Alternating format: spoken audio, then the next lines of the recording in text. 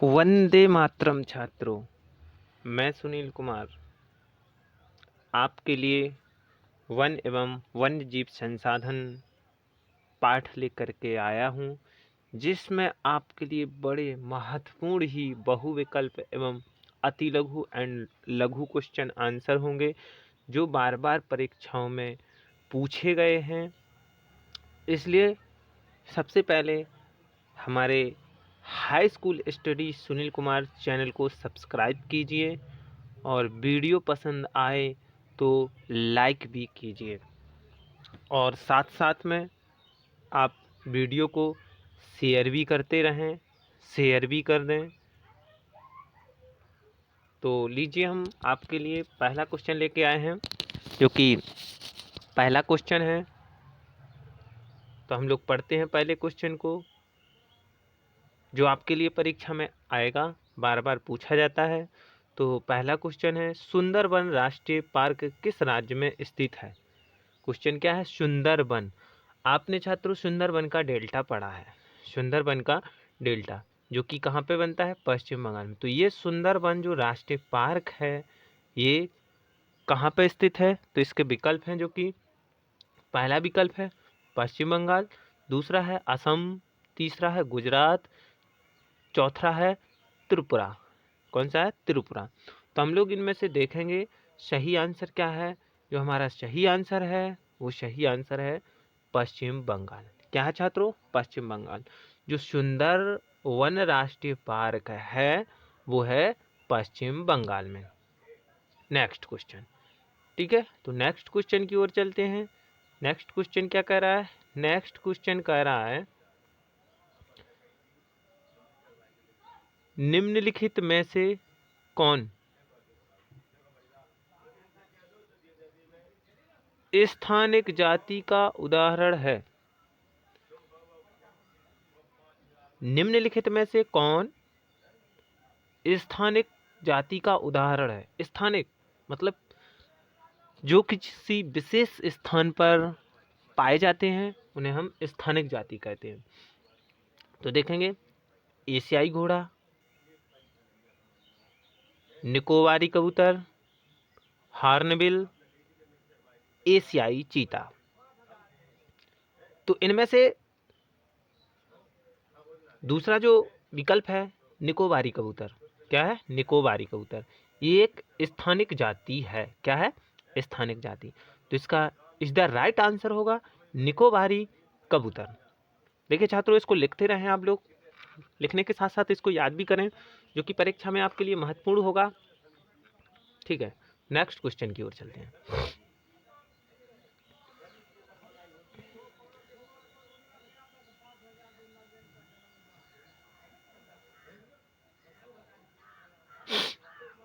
निम्नलिखित में से किस राज्य में सर्वाधिक स्थायी वन क्षेत्र है?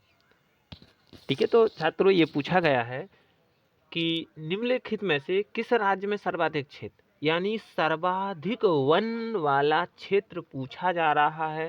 तो इसके जो विकल्प हैं, पहला दिया गया है जो कि केरल, दूसरा बिहार, तीसरा उत्तर प्रदेश, चौथा मध्य प्रदेश। तो यानी सर्वाधिक स्थायी वन वाला क्षेत्र, क्या? सर्वाधिक स्थायी वन वाला क्षेत्र पूछा गया। तो इसका सही आंसर, यानी सबसे ज्यादा वन आपने देखा होगा छात्रों, कहाँ पे पाया जाता है? मध्य प्रदेश में। कहाँ पे? मध्य प्रदेश में। तो इसका सही जो विकल्प होगा 4 होगा, मध्य प्रदेश होगा। सर्वाधिक स्थायी वन क्षेत्र है मध्य प्रदेश है। Next question.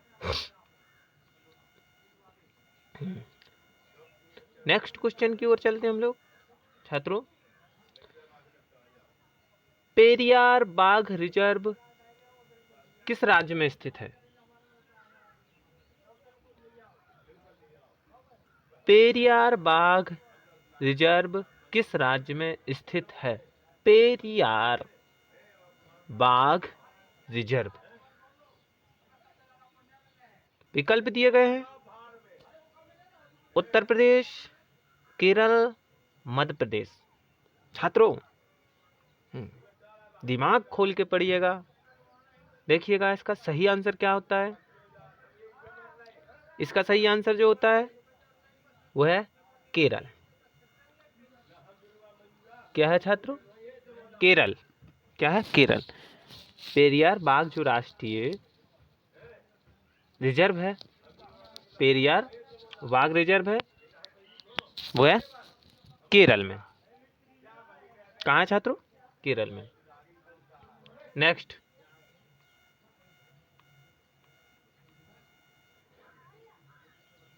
नेक्स्ट क्वेश्चन की ओर चलते हैं हम लोग।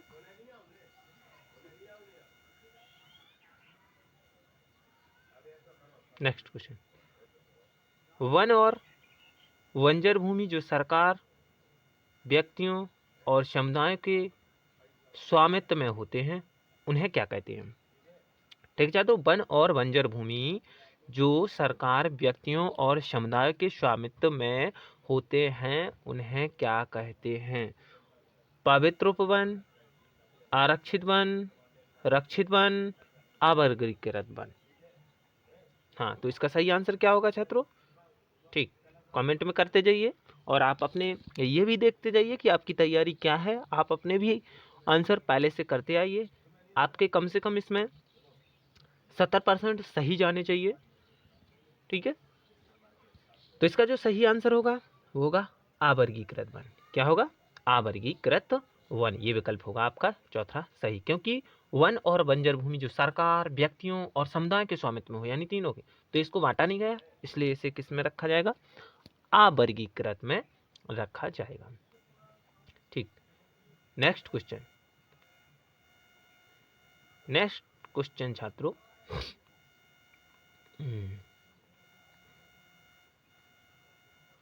नेक्स्ट क्वेश्चन क्या कह रहा है? नेक्स्ट, बीज बचाओ आंदोलन क्या था? बीज बचाओ आंदोलन, वन एवं वन्यजीव संसाधन पाठ से ये क्वेश्चन आंसर है, जो कि आपके लिए महत्वपूर्ण है, परीक्षा में आने योग्य है। पहले हमारे चैनल को सब्सक्राइब कीजिए छात्रों, मैं जब तक ठहरा हूँ वेट करता हूँ, आप हमारे चैनल को सब्सक्राइब कीजिए। ठीक, सब्सक्राइब कीजिए और वीडियो को लाइक भी कर दीजिए। लाइक कर दीजिए, जो अंगूठा बना है, ऊपर को अंगूठा है, उसको लाइक कर दीजिए और वीडियो को शेयर भी कीजिए। तो क्वेश्चन है, बीज बचाओ आंदोलन क्या था? तो इसमें रासायनिक खादों से अत्यधिक उत्पादन, टिहरी के किसानों द्वारा बिना रासायनिक खाद के फसलों का उत्पादन, हरित क्रांति, पेड़ों को उगाना। तो बीज बचाओ आंदोलन था छात्रों, इसका सही आंसर है दूसरा, टिहरी के किसानों द्वारा बिना रासायनिक खाद के फसलों का उत्पादन, इसका ये सही आंसर होगा। नेक्स्ट, नेक्स्ट क्वेश्चन की ओर चलते हैं छात्रों। नेक्स्ट क्वेश्चन है, चिपको आंदोलन से क्या तात्पर्य है? नेक्स्ट आंसर है छात्रों, चिपको आंदोलन से क्या तात्पर्य है? तो इसके 4 विकल्प दिए गए हैं, वृक्षों को उगाना, वृक्षों को काटना, वृक्षों की रक्षा करना, वनों के स्थान पर कृषि करना। तो चिपको आंदोलन का जो सही तात्पर्य है वो है छात्रों विकल्प 3, वृक्षों की रक्षा करना। जो चिपको आंदोलन है सुंदरलाल बहुगुणा की अध्यक्षता में चलाया गया था। क्या है, ये वनों के जो कटाई होती थी उनको, ये जो ग्रुप था इनका, वो वृक्ष के चारों ओर चिपक जाते थे ताकि वनों की कटाई ना हो सके, यानी वनों की रक्षा हो सके। इसका सही आंसर क्या होगा? तीसरा, वनों वृक्षों की रक्षा करना। नेक्स्ट, हाँ ठीक है छात्रों, नेक्स्ट जो है, भारतीय वन्यजीव रक्षण अधिनियम कब लागू किया गया? भारतीय वन्यजीव अधिनियम कब लागू किया गया? तो इसके 4 विकल्प हैं, पहला 1970, दूसरा 1971, तीसरा 1972, तीसरा 1973। तो इसका सही आंसर, सही आंसर करिए छात्रों। इसका जो सही आंसर होगा क्या होगा? इसका जो सही आंसर है वो होगा 1972। क्या होगा छात्रों? 1972। अब हम लोग ध्यान देना, वन्य जीव अधिनियम कब लागू हुआ था? 1972 में हुआ था।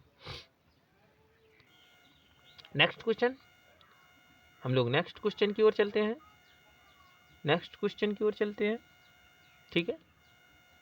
नेक्स्ट क्वेश्चन है जो, नेक्स्ट क्वेश्चन की ओर किस राज्य ने सर्वप्रथम और कब संयुक्त वन प्रबंध का प्रस्ताव रखा? किस राज्य ने सर्वप्रथम और कब संयुक्त वन प्रबंध का प्रस्ताव रखा? तो इसका पहला विकल्प है उत्तर प्रदेश 1989, उड़ीसा 1988, दिल्ली 1987, पंजाब 1986।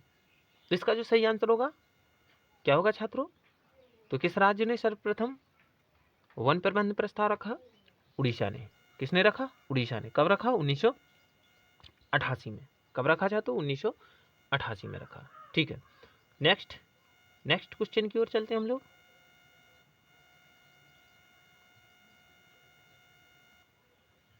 ठीक, तो क्वेश्चन है छात्रों, लुप्त जातियों से क्या तात्पर्य है? लुप्त जातियों से क्या तात्पर्य है? पहला विकल्प है इसका लुप्त होने का खतरा, पूरी तरह से समाप्त, संख्या का कम होना, संख्या में वृद्धि। तो छात्रों लुप्त जातियों से, लुप्त मतलब जो समाप्त हो चुकी हैं, तो इसका जो सही आंसर होगा क्या होगा? पूरी तरह से समाप्त। क्या होगा? पूरी तरह से समाप्त, वही होगा लुप्त जाति। नेक्स्ट क्वेश्चन की ओर चलते हैं हम लोग। ठीक छात्रों, नेक्स्ट क्वेश्चन क्या कह रहा है? नेक्स्ट क्वेश्चन, उड़ीसा और बिहार की जनजातियां शादी के दौरान किस वृक्ष की पूजा करती हैं? यानी उड़ीसा और बिहार की जो जनजातियां हैं वो शादी के टाइम जो पूजा करती हैं किसकी करती हैं? चार विकल्प दिए गए, इमली और आम और नीम, पीपल और कदम, शीशम और कीकर। तो इसका सही आंसर क्या होगा छात्रों? हाँ, करिए गौर। ठीक, इसका जो सही आंसर होगा पहला, इमली और आम। यानी ये लोग जो शादी के टाइम हैं, ठीक है, पूजा करते हैं पेड़ की, इमली और आम। इनका उद्देश्य क्या है? ताकि वृक्ष बचे रहें, इनकी पूजा करें, इनको धार्मिक वृक्ष माना जाए, इसलिए उनकी कटाई ना हो सके। तो इसका जो सही आंसर होगा वो सही आंसर क्या होगा? इमली और आम। ठीक, नेक्स्ट क्वेश्चन छात्रों, नेक्स्ट जो क्वेश्चन है, नेक्स्ट क्वेश्चन क्या कह रहा है? दुर्लभ जातियां किसे कहते हैं? दुर्लभ जातियां किसे कहते हैं? दुर्लभ जानते हैं आप? दुर्लभ, ठीक है, दुर्लभ हो जो बिल्कुल कमजोर हो, कम हो जो, वही कहलाते हैं दुर्लभ। तो इनके विकल्प देखे जा रहे हैं, सामान्य संख्या, ये तो होता ही नहीं है, संख्या कम या सुभेद। नेक्स्ट है संख्या घटना, लुप्त होने का खतरा। तो जो दुर्लभ जातियां होती हैं वो किसे कहते हैं? संख्या कम या सुभेद। इसका सही आंसर जाएगा क्या? दूसरा। क्या जाएगा? दूसरा। नेक्स्ट चलते हैं छात्रों, नेक्स्ट क्वेश्चन की ओर चलते हैं हम लोग। ठीक है, नेक्स्ट क्वेश्चन क्या कह रहा है हमारा? नेक्स्ट क्वेश्चन कह रहा है क्या कह रहा है? कौन सी जाति भारत में काले हिरण की रक्षा के लिए प्रसिद्ध है? देखिए, काले हिरण के लिए मोस्ट इंपोर्टेंट क्वेश्चन है इसको, ठीक है, मोस्ट इंपोर्टेंट क्वेश्चन करिए। कौन सी जाति भारत में काले हिरण की रक्षा के लिए प्रसिद्ध है? तो इसका मैं पहला विकल्प दिया गया है गुज्जर। ठीक, पहला विकल्प दिया है गुज्जर। अब नेक्स्ट चलते हैं हम लोग, नेक्स्ट विकल्प चलते हैं। नेक्स्ट विकल्प है बकरवाल, डोगरा, बिश्नोई। तो इसका जो सही आंसर होगा क्या होगा? बिश्नोई। क्या होगा छात्रों? इसका सही आंसर होगा बिश्नोई। तब हम लोग नेक्स्ट क्वेश्चन की ओर चलते हैं, जो कि नेक्स्ट क्वेश्चन क्या कह रहा है? ठीक, नेक्स्ट क्वेश्चन है जो हमारा, हाँ, पढ़ेंगे इसे। राजस्थान के अलवर जिले के 5 गांव के लोगों ने, ठीक है, जो राजस्थान के अलवर जिले के 5 गांव के लोग हैं, उन्होंने 12 हेक्टेयर वन भूमि भैरवदेव डाको सेंचुरी घोषित कर दी थी। इसका उद्देश्य क्या था? किस उद्देश्य से उन्होंने ये भैरवदेव डाको सेंचुरी घोषित किया? तो ये क्वेश्चन इस प्रकार से भी पूछा और भी अन्य प्रकार से पूछा जाता है कि राजस्थान के अलवर जिले के 5 गांव ने जो 1200 हेक्टेयर भूमि वन के लिए दी थी, वह किस नाम से जाना जाता है? तो छात्रों भैरवदेव डाको सेंचुरी के नाम से जाना जाता है। तो अब इनका उद्देश्य क्या था इसमें ये पूछा है घोषित करने का। तो पहला है खेती करना, वृक्ष रोपण करना, शिकार पर रोक और बाहरी लोगों की घुसपैठ से वन्य जीवों को बचाना और बांध बांधना। तो इसका सही आंसर है जो उन्होंने जो 1200 हेक्टेयर भूमि वनों के लिए दी थी, ठीक है, जिसमें उन्होंने भैरवदेव डाको सेंचुरी घोषित किया था। इसका उद्देश्य था शिकार पर रोक, ठीक है। तीसरा इसका क्या होगा, सही आंसर होगा। तीसरा क्या होगा, सही, शिकार पर रोक और बाहरी लोगों की घुसपैठ से वन्य जीव को बचाना। नेक्स्ट क्वेश्चन की ओर चलते हैं हम लोग। नेक्स्ट क्वेश्चन क्या कर रहा है, ठीक छात्रों, नेक्स्ट क्वेश्चन की ओर चलते हैं हम लोग, जो कि आपका नेक्स्ट जो क्वेश्चन है, निम्नलिखित में कौन एक वनों के ह्रास का कारण नहीं है। निम्नलिखित में कौन एक वनों के ह्रास का कारण नहीं है। तो इसमें देखिए, रक्षक मेखला का निर्माण।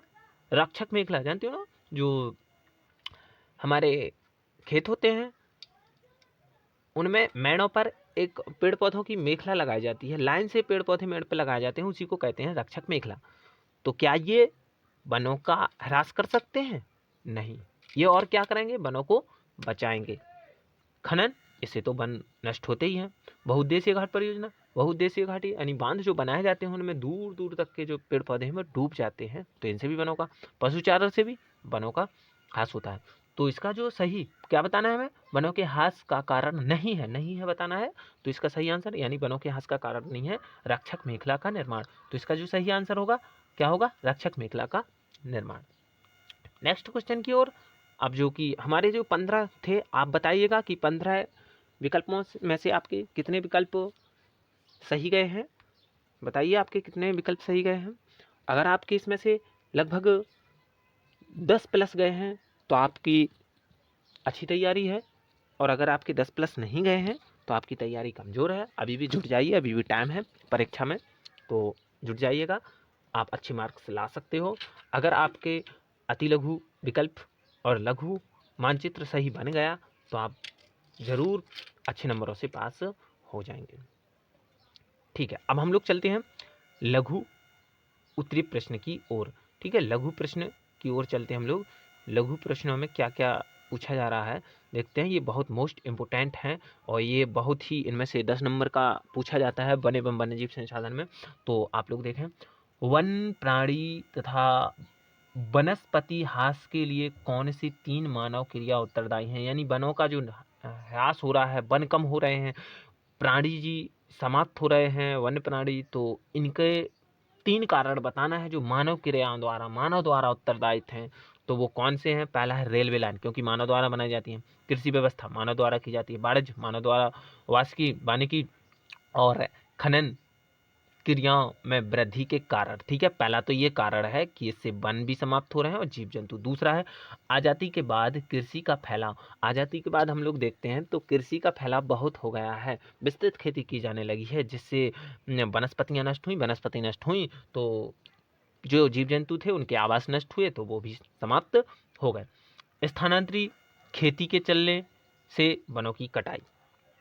ठीक है, स्थानांतरी यानी इसे कहते हैं हम लोग झूम खेती। जो झूम खेती हुई, यानी झूम खेती में एक वर्ष एक जगह खेती की, वन को साफ किया, खेती की, फिर उसको कुछ दिनों के लिए छोड़ देते हैं, कुछ वर्षों के लिए, और फिर दूसरी जगह वन साफ किया और फिर वहाँ भी खेती की, उसको भी छोड़ देते हैं कुछ समय के लिए। तो ये कहलाती है झूम खेती या स्थानांतरित खेती। तो इनसे क्या होता है, वनों की कटाई होती है। जब वनों की कटाई होगी, ठीक है, तो इससे जीव जंतु के आवास समाप्त होंगे, तो अपने आप जीव जंतु समाप्त होने लगेंगे। बढ़ती जनसंख्या के कारण आवास की मांग, क्योंकि हम देखते हैं बहुत ही तीव्र गति से हमारे भारत में जनसंख्या बढ़ाई जा रही है, बढ़ रही है। ठीक है, तो बढ़ने का कारण भी आपको पता होगा कि हमारे भारत में जो कम ही उम्र में शादी कर देते हैं, यहाँ का तापमान भी बहुत ही गर्म है। ठीक है, और लड़कियों को शिक्षा भी कम दी जाती है, तो शिक्षा का स्तर कमज़ोर होने के कारण यहाँ पे शादी जल्दी से हो जाती है, तो जनसंख्या बढ़ रही है। अब जनसंख्या जितनी ही बढ़ेगी उतने ही आवासों की आवश्यकता पड़ेगी, यानी घर, उनको रहने के लिए घर की ज़रूरत पड़ेगी, घर की ज़रूरत पड़ेगी, तो वनों को काटा जाएगा, वनों को काट काट करके घर बनाए जाएंगे, फिर वहाँ पे वन कभी लगाए नहीं जा सकते हैं जहाँ पे घर बना दिए गए। इसलिए जब वन समाप्त होंगे तो जीव जंतु ही समाप्त होंगे। तो ये 4 कारण, 3 कारण पूछे गए हैं, ये 4 कारण हैं, आप लोग याद कर लीजिएगा और लिख लीजिएगा कि इनके कारण, यानी इन मानव की ये जो क्रियाएं हैं, इन्हीं के कारण वनस्पति एवं जीव जंतु नष्ट हो रहे हैं। नेक्स्ट हम लोग नेक्स्ट क्वेश्चन की ओर चलते हैं।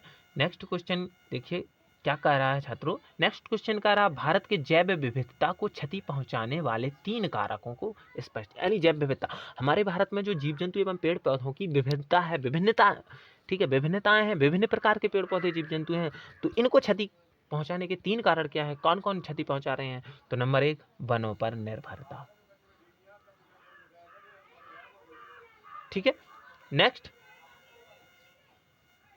नेक्स्ट है बड़ी विकास परियोजना, जो कि बड़ी विकास परियोजना यानी बहुत से उद्देश्यों के लिए जो योजनाएं बनाई जा रही हैं, जैसे बांध निर्माण, क्या बांध निर्माण, तो बांध निर्माण के कारण भी पेड़ पौधे जो जल भराव के कारण समाप्त हो जाते हैं, तो जब ये समाप्त होंगे तो जीव जंतुओं के आवास भी समाप्त होंगे, जीव जंतुओं के आवास समाप्त होंगे तो फिर जीव जंतु भी समाप्त होना प्रारंभ हो जाएंगे।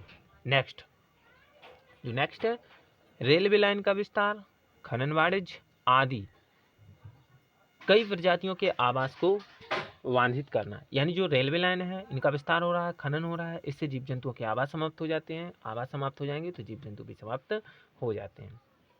नेक्स्ट क्वेश्चन की ओर चलते हैं। नेक्स्ट क्वेश्चन है 3 कारण देकर स्पष्ट कीजिए कि भारत में स्वतंत्रता के बाद वन संसाधन का ह्रास हुआ है। तो हमें ये स्पष्ट करना है कि स्वतंत्रता के बाद अर्थात 1947 के बाद हमारे भारत में वन संसाधन का ह्रास हुआ है, ठीक है, ये बताना है। तो इसका जो आंसर होगा क्या होगा, कृषि का फैलाव, प्रमुख कारण पश्चिमी बंगाल में बक्सा टाइगर डोलोमाइट के खनन के कारण गंभीर खतरे में है। नेक्स्ट है जो नदी घाटी परियोजनाओं के कारण वन क्षेत्रों का विनाश, जो नदी घाटी परियोजना, देखिए एक तो कृषि का फैला हुआ है, पश्चिम बंगाल में बक्सा टाइगर, तो इससे खनन हुआ है, खनन होने के कारण वन संपदा समाप्त हो गई। दूसरा नदी घाटी परियोजना बनाएंगे, इससे भी वन समाप्त हुआ, आपको पता ही होना चाहिए, ठीक है। पूर्वोत्तर और मध्य भारत में स्थानांतरित जो खेती की जाती है, इस खेती के कारण भी क्या हो रहा है, वनों का कटाव हो रहा है, तो ये 3 कारण हो गए।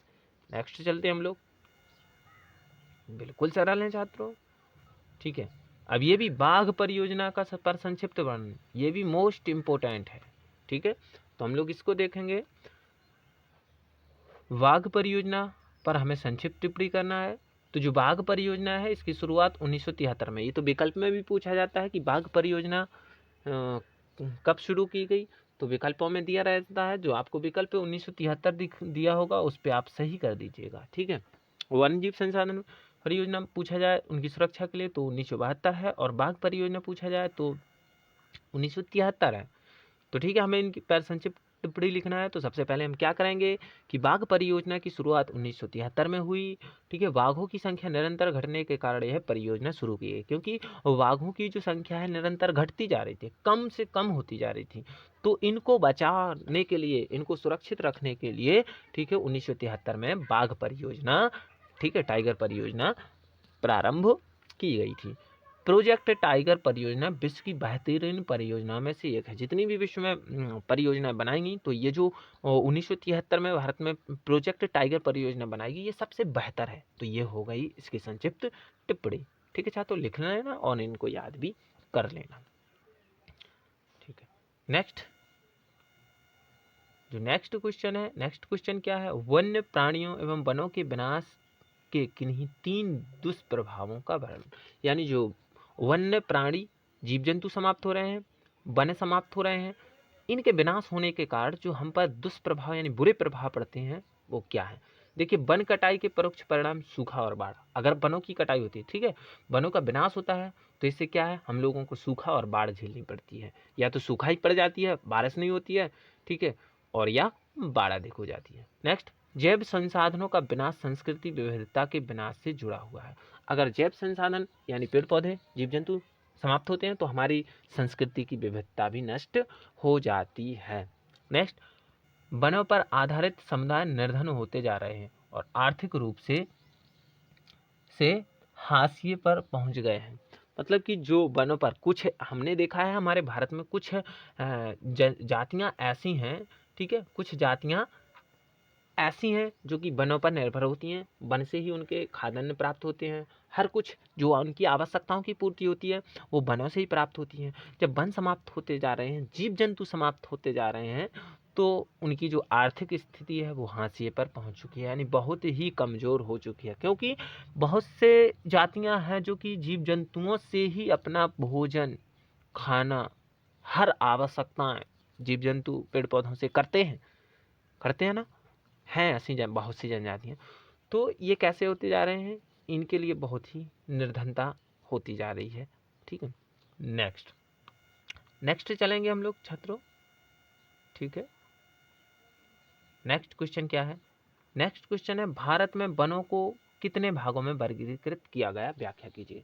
जो कि हमारे भारत में वन है, ठीक है, तो वनों को देखेंगे हम लोग 3 भागों में बांटा गया है। कितने भागों में? भारत के जो वन है उनको 3 भागों में बांटा गया है, सरकार ने विभाजित किया। एक है आरक्षित वन, एक है रक्षित वन और एक है अवर्गीकृत वन। तो जो आरक्षित वन अधिक मूल्यवान होते हैं, रक्षित वनों को और अधिक नष्ट होने से बचाने के लिए वर्गीकृत, ठीक है, बचाने के लिए वर्गीकृत वन सरकार और व्यक्ति और समुदाय के स्वामित्व में होते हैं। ठीक है ना, जो आरक्षित वन है वो अधिक मूल्यवान होते हैं, उनमें कोई प्रवेश नहीं कर सकता है, ठीक है ना, कोई शिकार कर सकता है। जो आरक्षित वन है ये वनों को नष्ट होने से बचाने के लिए किया गया है, इसमें भी कोई वनों की कटाई नहीं कर सकता है, ठीक है ना। और अवर्गीकृत वन है जो वो सरकार के, निजी व्यक्ति के, समुदाय के स्वामी होते हैं, उनके उसमें होता है ना, ठीक है। इसमें जो बंजर भूमि होती है वो सभी मिली होती है। नेक्स्ट 7वां, जैव विविधता क्या है, यह मानव जीवन के लिए क्यों आवश्यक है? जैव विविधता, ठीक है, तो जीव जंतु एवं पेड़ पौधों की जो विभिन्नताएं होती है, ठीक है, यानी हमारे भारत में विभिन्न प्रकार के पेड़ पौधे एवं जीव जंतु पाए जाते हैं, उन्हीं को हम लोग जैव विविधता कहते हैं। देखेंगे हम लोग, वन्य जीव और कृषि फसल उपजातियों में अत्यधिक जैव विविधताएं पाई जाती हैं। मानव और दूसरे जीवधारू आपस में एक जटिल परिस्थिति तंत्र का निर्माण करते हैं, यानी मानव और जीव जंतु एक दूसरे से आपस में बहुत ही घनिष्ठ संबंध रखते हैं, क्योंकि इन दोनों का जीवन एक दूसरे से अलग होना असंभव है। नेक्स्ट, विभिन्न प्रकार के जीव जंतु और वन पारिस्थितिकी तंत्र महत्वपूर्ण भूमिका निभाते हैं, यानी जो विभिन्न प्रकार के जीव जंतु हैं और वनस्पतियां हैं ये पारिस्थितिकी तंत्र निभाते हैं, यानी एक दूसरे से भोजन प्राप्त भी करते हैं, ये एक दूसरे से संबंध रखते हैं। नेक्स्ट मोस्ट इंपोर्टेंट क्वेश्चन देखेंगे, संयुक्त वन प्रबंध कार्यक्रम की 3 विशेषताओं का वर्णन करना है, ठीक है। संयुक्त वन प्रबंध है इसकी 3, तो ये स्थानीय समुदाय की भूमिका महत्वपूर्ण होती है। इसमें स्थानीय समुदाय यानी वो संयुक्त वन प्रबंध कार्यक्रम करना है, तो इसमें पहले गांव जहाँ पे ये वन है वहाँ के स्थानीय समुदाय की आवश्यकता होती है। जैसे राजस्थान के अलवर जिले के 5 गाँव थे, उनने सहयोग दिया ना, ऐसे ही अगर हमें वनों को सुरक्षित रखना है तो पहले स्थानीय समुदायों की भूमिका होना अनिवार्य है। जो संयुक्त वन प्रबंध कार्यक्रम है इसकी जो शुरुआत की गई, प्रारंभ किया गया इसे 1988 में किया गया था। इसमें गांव के स्तर पर संस्थाएं बनाई जाती हैं, गांव के स्तर पर संस्थाएं, क्योंकि गांव वाले ही साथ दे सकते हैं तभी वन सुरक्षित रह सकता है। ग्रामीण और वन विभाग के अधिकारी संयुक्त रूप से कार्य करते हैं। गांव और वन विभाग, गांव के सहयोग से ही ये काम हो सकता है, वनों का प्रबंध हो सकता है। नेक्स्ट क्वेश्चन देखेंगे हम लोग। नेक्स्ट क्वेश्चन क्या है, वन्य जीव संरक्षण में स्थानीय समुदाय की भूमिका का वर्णन कीजिए। तो देखेंगे वन्य जीव संरक्षण में, ठीक है, हमें स्थानीय समुदाय की भूमिका, तो जैसे कि राजस्थान के अलवर जिले के 5 गांव के लोगों ने 1200 हेक्टेयर वन भूमि भैरवदेव डाचो सेंचुरी घोषित कर दी थी। तो एक तो यही है ना, समुदाय, स्थानीय समुदायों की भूमिका है। भैरवदेव डाको सेंचुरी पर गांव वालों द्वारा शिकार वर्जित किया गया था, गांव वालों ने शिकार को वर्जित कर दिया गया था कि इस वन में कोई भी शिकार के लिए नहीं जा सकता है। अब राजस्थान में बिश्नोई समाज द्वारा काले हिरण का बचाव किया गया था, ठीक है, राजस्थान के जो बिश्नोई समाज है उसने काले हिरण की सुरक्षा के लिए भी बचाव किया था, उन्होंने सहयोग दिया था। तो ये था वन्यजीव संरक्षण में स्थानीय समुदाय की भूमिका। तो हम लोगों को भी वन्य जीव संसाधन, पेड़ पौधों, ठीक है, इन सभी को बचाने के लिए बहुत ही प्रयास करने चाहिए। नेक्स्ट देखते हैं हम लोग के नेक्स्ट है हिमालय में प्रसिद्ध चिपको आंदोलन का वर्णन कीजिए। हिमालय में प्रसिद्ध, ठीक है, जो कि उत्तराखंड में किया गया था, तो इसका वर्णन हम लोगों को करना है। तो क्या वर्णन करते हैं, यह हिमालय क्षेत्र के स्थानीय लोगों द्वारा प्रारंभ किया गया था, ठीक है ना, जो कि चिपको आंदोलन है, तो यह हिमालय क्षेत्र के यानी उत्तराखंड के स्थानीय जो लोग हैं, ठीक है, सुंदरलाल बहुगुणा की अध्यक्षता में इसे प्रारंभ किया गया था। देखिए, यह आंदोलन की सुंदरलाल बहुगुणा द्वारा प्रारंभ किया गया है, ठीक है, जो ये आंदोलन प्रारंभ किया गया किसके द्वारा, सुंदरलाल बहुगुणा। इसमें स्थानीय लोग पेड़ों से लिपट जाते थे कि हम पेड़ों को नहीं काटने देंगे, ठीक है ना, पेड़ों को काटने के लिए। और आएगा कि चिपको आंदोलन कहाँ प्रारंभ किया गया था, कहाँ चलाया गया था, तो उत्तराखंड इसका सही आंसर होगा, राज्य अगर पूछा जाएगा, ठीक है, क्या होगा, उत्तराखंड होगा। नेक्स्ट क्वेश्चन की ओर चलते हैं। देखिए छात्रों, कितने सरल आंसर हैं, क्वेश्चन आंसर हैं, लिखते जाइए और याद कर लीजिएगा। निम्नलिखित, देखिए क्या कह रहे हैं, निम्नलिखित किन राज्यों में स्थित है। अब हमें बताना है कि जो ये हैं किन किन राज्यों में स्थित है। तो हम सबसे पहले देखेंगे, पहला क्या है, कार्बेट राष्ट्रीय उद्यान। कार्बेट राष्ट्रीय उद्यान कहाँ पे है, उत्तराखंड में है। कहाँ पे है, उत्तराखंड में है। माधवगढ़ राष्ट्रीय उद्यान कहाँ पे है, मध्य प्रदेश में है। सरिस्का कहाँ पे है, राजस्थान में है। मानस बाग रिजर्व कहाँ है, असम में है। कहाँ पे छात्रों, असम में है। फिर जो नेक्स्ट पूछा गया है पेरियार बाग, तो ये कहाँ, केरल में, ये विकल्प में आए थे। तो ये पांचों हम लोग, ठीक है, लिख लेते हैं। लीजिए, पहले इसका स्क्रीनशॉट ले लीजिएगा। इसका स्क्रीनशॉट लेने के बाद फिर इनके आंसरों का और आप कॉपी पेज के सामने लिख लीजिएगा। ऐसे लिख लीजिएगा जैसे लिखा है ये कार्बेट राष्ट्रीय उद्यान, इसके सामने लिख लीजिएगा उत्तरांचल। माधवगढ़ राष्ट्रीय उद्यान, इसके सामने लिख लीजिएगा मध्य प्रदेश, ठीक है। सरिस्का, इसके आगे लिख लीजिएगा राजस्थान। तो ऐसे इन सभी के आंसर लिख लीजिएगा छात्रों, ठीक है। यही हमारे क्वेश्चन आंसर थे। और अब हमारी अगर वीडियो सही लगी हो तो शेयर कीजिए और सब्सक्राइब भी कीजिए चैनल को, ताकि हमें अच्छा लगे। बार बार हम कुछ दिनों से वीडियो नहीं बनाए हुए थे, क्योंकि आप लोग हमारा सपोर्ट बहुत कम कर रहे हो। अगर हमारा सपोर्ट जैसे करते रहोगे तो मैं आप लोगों के लिए वीडियो ऐसे ही बनाता रहूँगा जो आपको महत्वपूर्ण होगी। तो सबसे पहले हमारे चैनल को सब्सक्राइब कीजिए।